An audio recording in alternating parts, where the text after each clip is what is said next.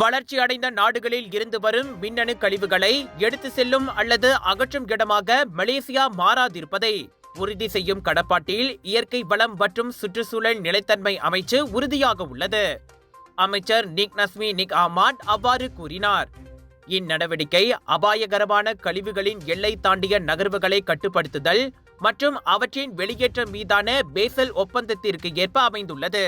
இந்த பேசல் ஒப்பந்தத்தின்படி மின்னணு கழிவுகள் போன்ற திட்டமிடப்பட்ட கழிவுகளின் எந்தவோர் எல்லை தாண்டிய நகர்வுக்கு முன் போக்குவரத்து பரிமாற்றம், இறக்குமதி மற்றும் ஏற்றுமதி நடவடிக்கைகளுக்கு அனுமதி பெற வேண்டியது கட்டாயமாகும். என்றாலும் எல்லை தாண்டிய மின் கழிவுகள் மலேசியாவிற்குள் கொட்டப்படும் சவால்களை எதிர்கொள்வதில் சம்பந்தப்பட்ட அனைத்து நிறுவனங்களுக்கிடையின் ஒத்துழைப்பு அவசியமாகும் என அவர் கூறினார். முன்னதாக குவாலலங்காட் தெலோ பங்லிமா காராங்கில் சட்டவிரோதமாக செயல்பட்டு வரும் மின்னணு கழிவுகள் ஆலையில் மேற்கொள்ளப்பட்ட சோதனையில் 50,000 கிலோகிராம் உயிருள்ள தோட்டாக்கள், தோட்டா உரைகள் உள்ளிட்டவை கண்டெடுக்கப்பட்டன. அவை அனைத்தும் இந்நாட்டுக்குள் கடத்திக் கொண்டு வரப்பட்டவையாகும்.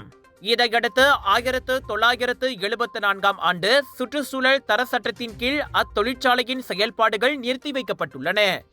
இவ்வேளையில் கடந்த ஆண்டு டிசம்பர் 31 வரை நாட்டில் 44 அத்தகைய சட்டவிரோத ஆலைகள் மீது நடவடிக்கை எடுக்கப்பட்டு அவற்றில் 8 ஆலைகள் மூடப்பட்டுவிட்டன.